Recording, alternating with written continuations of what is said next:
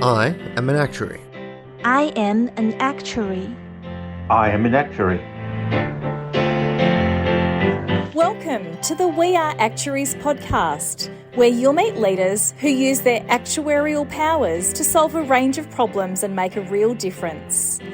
I am your host, Julia Lessing, and I'm a qualified actuary based in Australia. I help senior leaders use data to solve complex people-oriented problems. So settle in, learn from the best, and be inspired. Hi everyone. Today we're talking about how to thrive as an actuary in the AI era. Is AI a threat or an opportunity for actuaries? What are some of the common mistakes that actuaries make when trying to get buy-in from stakeholders about using AI? And why is communication such an essential superpower for actuaries, especially in the age of AI? Joining us for this discussion from Paris is experienced pricing actuary and structured communication expert, Claire Wang. Claire, welcome to the show. Hi, Julia. Lovely to be here. Thank you for the invite. Oh, thank you for being my guest, Claire. It's interesting, we're on opposite sides of the world, but we have Yeah, exactly. but we're having this conversation as though we're in the same room. Technology is so amazing. And we have so much in common as well, both with an actuarial background, and now we're in a training space and helping other actuaries and other professionals do things. So I'm really looking forward to this conversation with you today. Likewise, Julia. Thank you. And I thought before we start, Claire, maybe you can tell us a bit about what are you doing with your actuarial qualifications over there in Paris right now? Yeah, sure. I guess, I would call myself a pricing practitioner turned Mhm. solopreneur. So when I was doing my actuarial work, I was focusing more on the pricing space. And these days, as a solopreneur, I run my own business. My focus is on helping pricing professionals to get better at communication. Specifically, how can I help them to get their message land more powerfully through either one-on-one coaching or online workshops, in-person workshops, things like that. Amazing.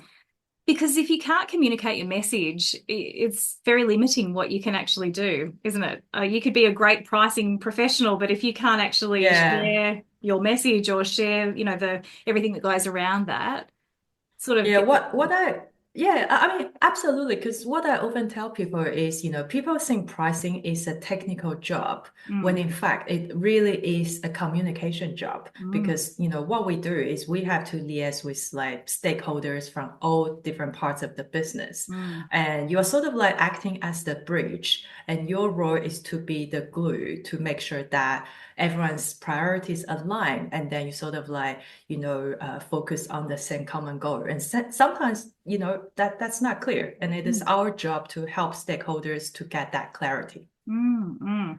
And so communication is sort of the secret sauce to allow you to do that. Yeah, I guess. Well, it's one of my favorite topics, and my mission is to help actuaries build communication and leadership skills to have great careers and maximize their impact. So, I'm going to ask you something about leadership in a little bit, but Mhm. but first, I want to ask you the question I ask all my guests, Claire, and it's this: how do you use your actuarial superpowers to make a difference in the world?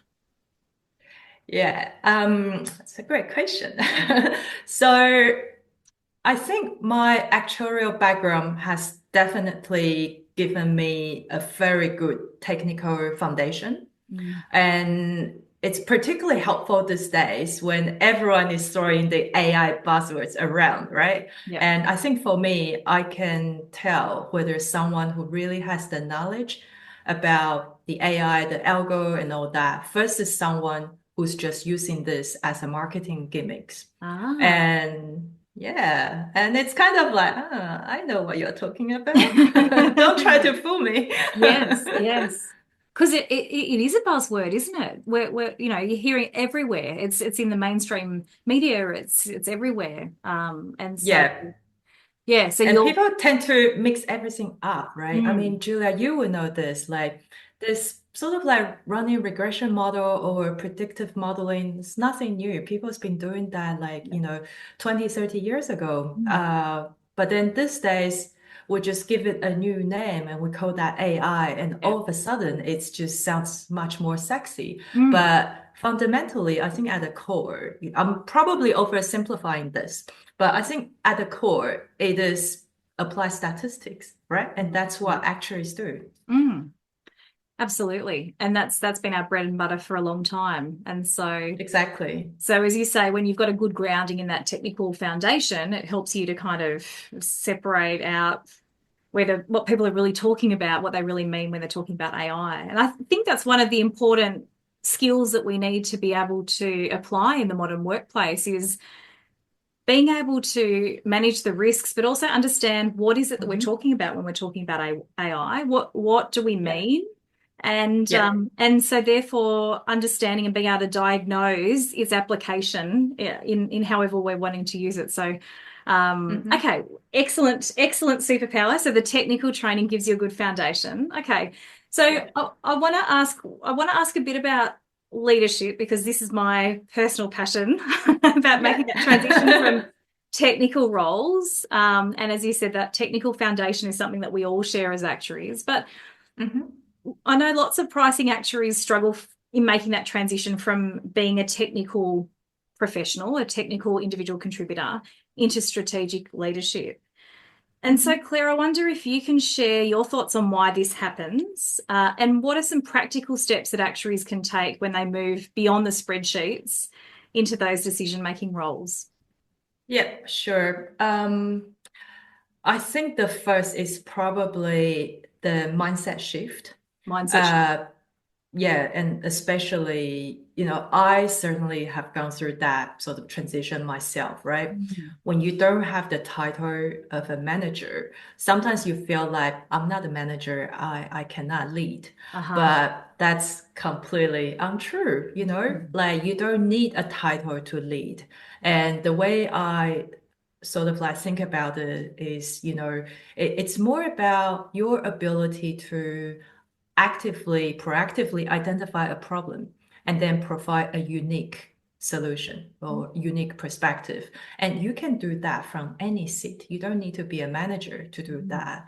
And once you adopt that mindset shift, I think you started to see things quite differently. And the most, I suppose, the most obvious one is probably it enables you to start focusing on outcomes rather than outputs. Right. Because when you are in that sort of analyst position, you feel like I have no power, so I have to do whatever my stakeholders or my managers ask of me. So you produce whatever they ask. But once you start seeing yourself as a leader, then you start try to understand why do these people request this thing? Right? And once you apply the why, then you focus on the outcome. And I think it's very important to firstly have that mindset shift. And then once you have that, have the shift, start focusing on outcomes rather than outputs. And it's that transition. I think a lot of people could start considering if they want to move like to the next step of their career. Yeah, I love that. And I think I love your distinction between leadership and managers too, because so my new book's called Aspiring Actuarial Leaders. And sometimes that word leaders gets people stuck. They think, oh, but I'm not in a leadership role. And I always say that, leadership is not, it's got nothing to do with how many direct reports you have. It's got everything to do with how you show up at work. And we don't need to be managing people or have direct reports to be able to display that kind of leadership. And so I love that mindset shift that you've just described, Claire, about not just doing the outputs, doing the tasks, but actually thinking about, well, what are the outcomes here? What am I trying to achieve? Yeah, exactly. And I think, communication again is sort of like the glue that links all this together, right? Because in order to influence, you need to make sure your message lands. And my recommendation, and this is quite practical, is, if you want to start training and improving your communication skills, the most important step number one is to actually start listening, like active listening. And because this is something I've seen in a lot of like sort of younger analysts is you're in a meeting and sometimes your stakeholders ask a question. And instead of responding to that question directly, I feel sometimes people just respond with whatever they want to say or whatever they have prepared. And when you do that, it could really hurt your reputation. So people think that communication is about putting together a nice presentation or being on stage, whereas I think fundamentally it all starts from being a good listener. Oh, I love that. I love that. So, building on that example, then, you're in a meeting, someone asks you something. What is the best way to apply that active listening? What's a tip that you would give to an actuary who's in that situation, and instead of just answering with what they want to say, how would you recommend they engage in more active listening in that situation?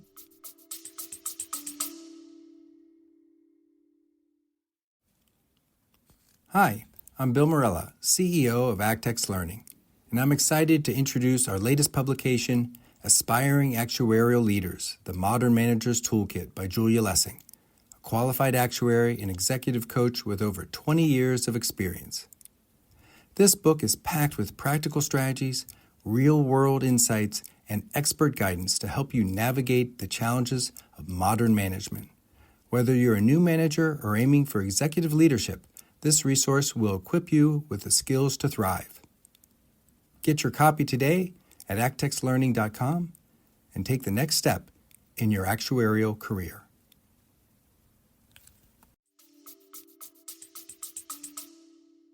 Yeah, I think, the easiest way is to start with thank you for the question, just to make sure I understand this 100%.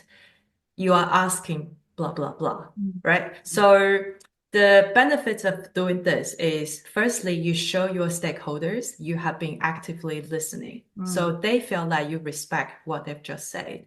Secondly, it also helps you to really make sure you understand what they want so that when you give them a response, you will know it hits the mark.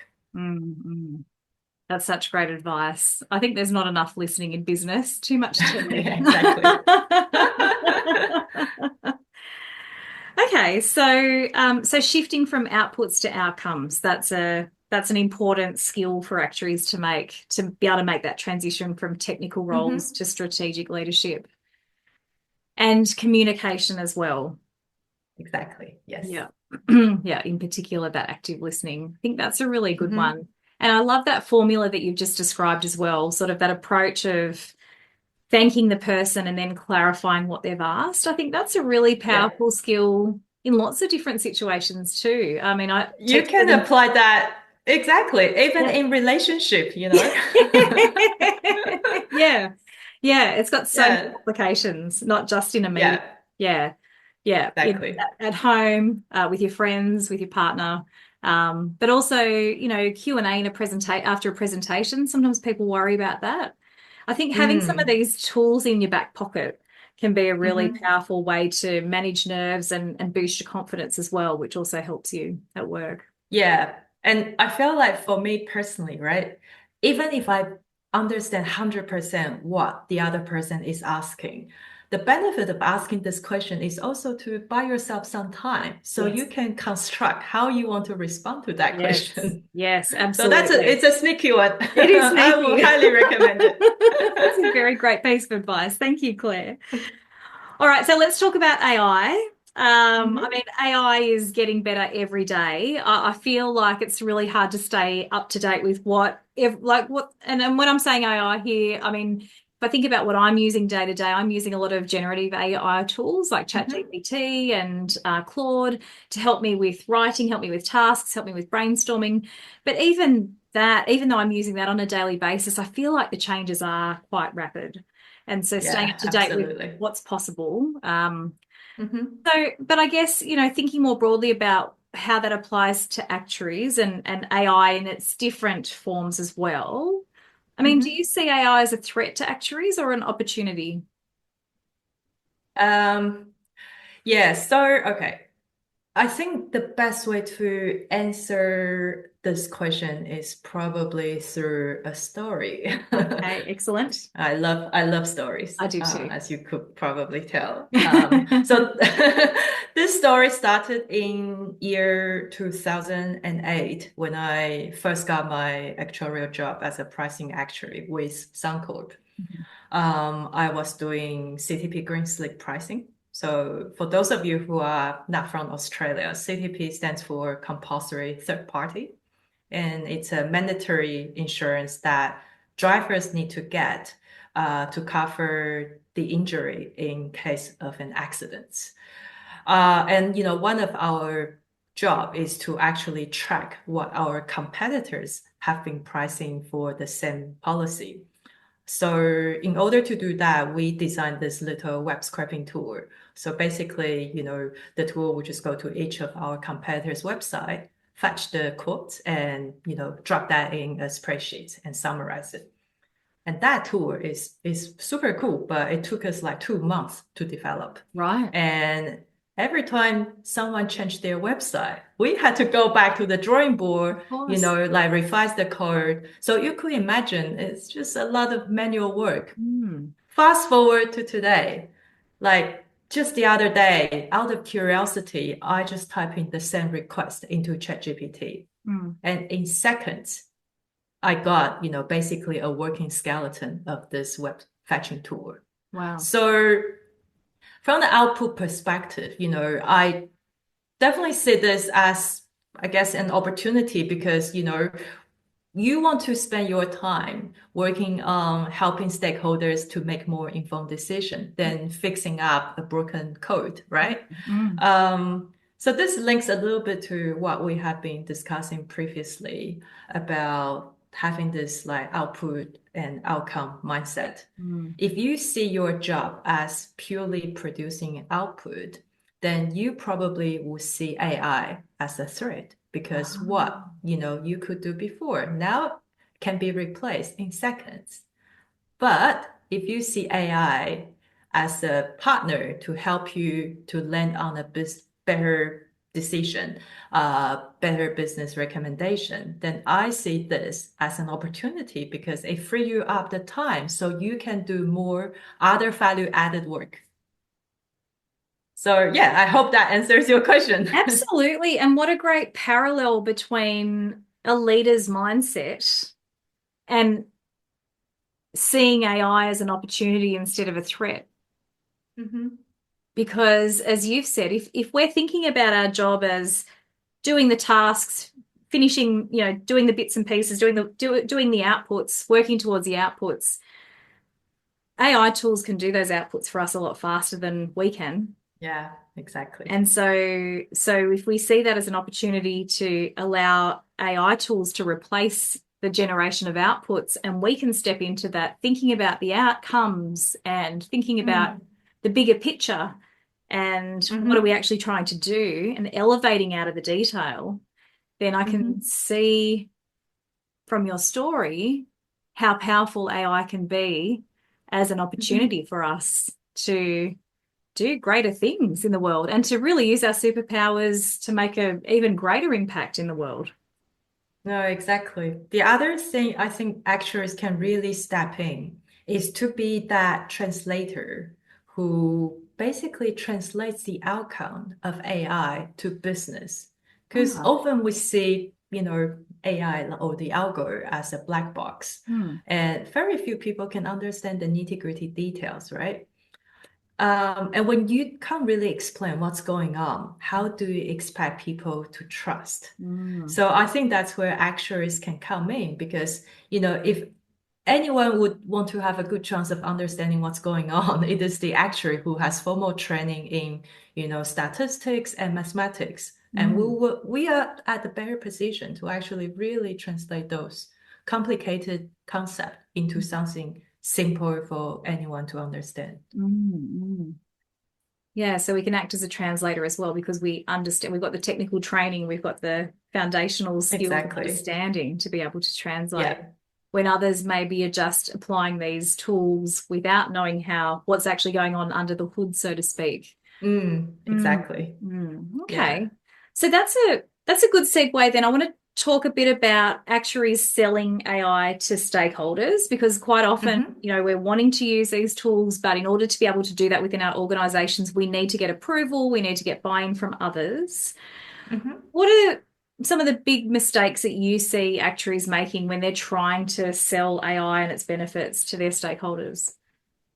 Yeah, I think this problem is probably not limited to actuaries, True. but limited to, people who are more tech-minded in general. Yeah, yeah, Because sometimes we get too excited about the technology, yeah. about our model, about the new algo, whatever that is. Yes. So when we try to sell, we talk about the technology itself.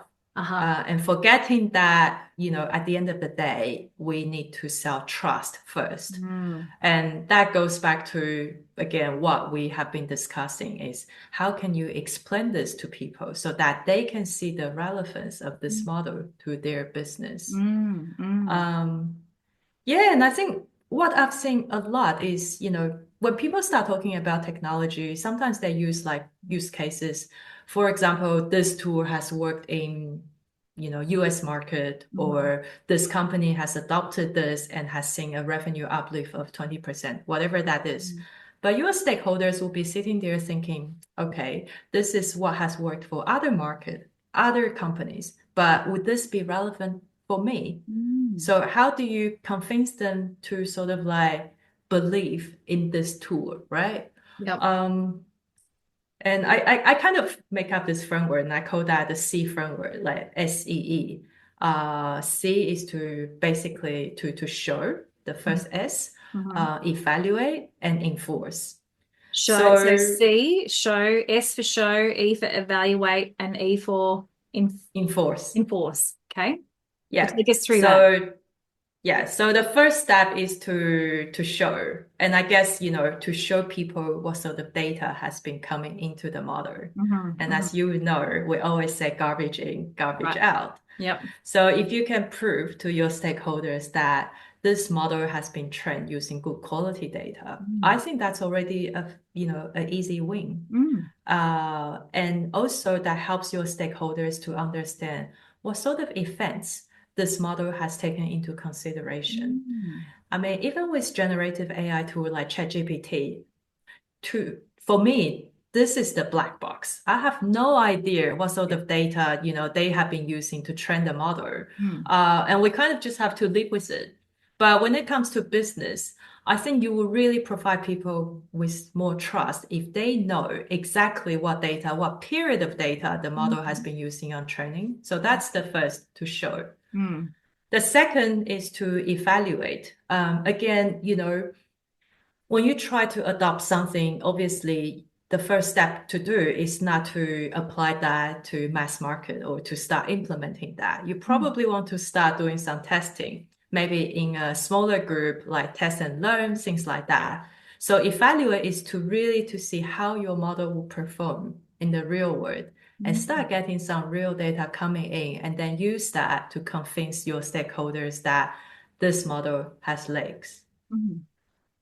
And then finally, enforce. So when I say enforce, it's really kind of like to decide like what sort of control you want to give to AI. Obviously, key decisions, you probably want to have certain control. And this is where you can come in and set some boundaries to tell AI like what it can play. So for example, you can set a boundary saying that, when we do a price increase, make sure the increase is always above 5% margin, something like that. Yeah. Or, don't do a price increase on a customer who has been tagged as high churn risk. Mm. So there are a lot of things you can play around. So the last part is really to decide what sort of areas that you want to let AI play, and then what sort of areas that, humans should step in and make the final decision. Mm. Mm. I love that So framework, Claire. That's so practical and so yeah. easy to understand and explain. Yeah, because I can see that, you said that the mistakes are often that we get caught up with the technology or we get excited about it. And we have a tendency as actuaries to, generalizing here, to do that with our models as well. When we're sharing results from our actuarial work, we're excited about the models that we've built, but actually few of our stakeholders really care about the actual model. They just care about Yeah, absolutely. Yeah. And so it sounds like we're maybe making similar mistakes when we're trying to get buy-in around using AI tools by getting excited about the AI tools or what they can do, but maybe our stakeholders don't understand them anyway, so they're not really that interested. But they are interested in, well, what's going into them and how do we feel confident and can we trust that it will work for our business and it can be reliable and give us sensible outputs. And I think that's where your C framework comes in a very handy, systematic way to show them what's going into it, to help them understand how it applies to our organisation, and then also what guardrails are we putting in place to make sure that we don't have any strange outputs coming through as well. So it's very, very powerful framework. Yeah, I think at the end of the day, it really comes down to trust, right? So whatever that helps you to sell that trust. It doesn't need to be this framework, but I think it could be a good starting point for people to consider. No, it's an excellent framework. Thank you. And I think, I think so often we think about ourselves in our communication and not what our stakeholders need or what our audience needs. So back to your point about in the meeting, it's not about saying what we want to say. It's about understanding what others are trying to convey. So exactly. Very great messages. Thank you. Okay, so it's been really useful to hear your stories, your tips, your frameworks. So thank you for sharing those today, Claire. My pleasure. I'd like to end with one question, and it's this. What's your top tip for actuaries wanting to thrive in the AI era? To double down on that communication skills. So I think Julia, you're nodding. I'm sure you will agree to that. Especially the more senior you get, you'll learn that it's really just about stakeholder management, understanding what's the priority of the company.